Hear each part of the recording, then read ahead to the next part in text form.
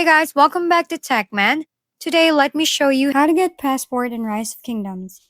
In Rise of Kingdoms, passport pages are essential items used for immigration to other servers, and there are two main ways to obtain them.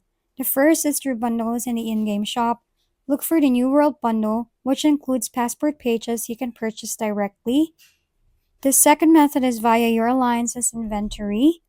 Here, the availability of passport pages depends on whether your alliance leader has restocked them.